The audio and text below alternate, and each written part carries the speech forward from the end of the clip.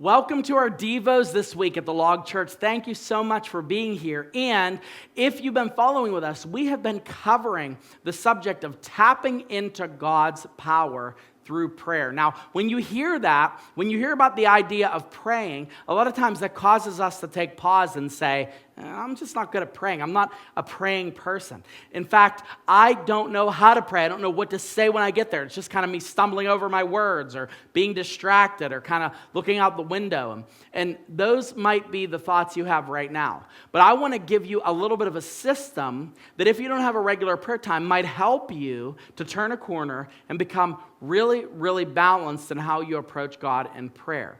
This is called the ACTS prayer system. There are 4 parts: adoration, confession, thanksgiving, and supplication. Now, if you're smart and you know how to count, you'll say, wait a minute, there's 5 days in a week. We've been covering one of these each day, and there's only 4 parts of this system. You are absolutely right, but there's a bonus part, and that one is coming to you last. So if you are missing any of this, make sure you tune into the last one to see what the bonus part of this that will help you to turn into your prayer time. But today, I want to talk about the thing that most people think of when they think of prayer, and that is supplication.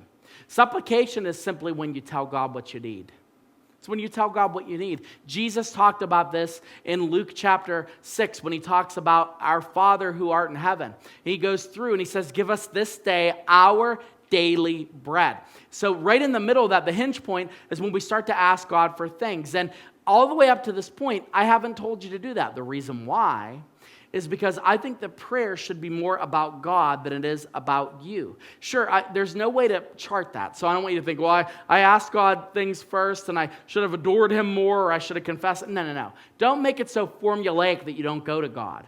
But at the same time, don't make it so much about you that the whole time, all you're doing is talking about what you need. Do you have any friends in your life that are like this? Conversation reversers. Do you know what I'm talking about? You're talking to them about, I just got married last week and it was great. I was married 4 times too. It was nice and now I'm single and it's great. And they just reverse it. First of all, you shouldn't be hanging out with them anyway if they're going to act like that towards you. But secondly, did you ever have somebody in your life that all they do is they talk about themselves? Unfortunately, that's what we do in prayer. So that's why we start with ACT, adoration, confession, and thanksgiving. But supplication is something that God calls us to do. I want you to know, God is not so busy or so big that he can't help you with your problems. I want you to know that God wants us to depend on him. God wants us to have a father-child relationship where we come to him. And some of you grew up in a home where your parents, frankly, they weren't good at meeting your needs. And so when this idea of asking God to help you with something comes and it's presented to you, you're like, I'm terrible at that because I'm self-sufficient. I had to fend for myself even at the earliest ages.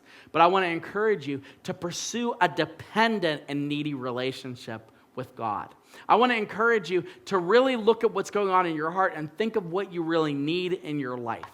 And you could see this littered throughout the whole entire New Testament. Jesus giving example after example of people that are needy and dependent on him. The widow, the persistent widow that goes to the judge, and every single day she begs and asks for justice. The man who calls to his friend for bread at midnight, and he calls out, and God and the friend gives him bread because he's constantly asking. God wants us to have that kind of dependence on him.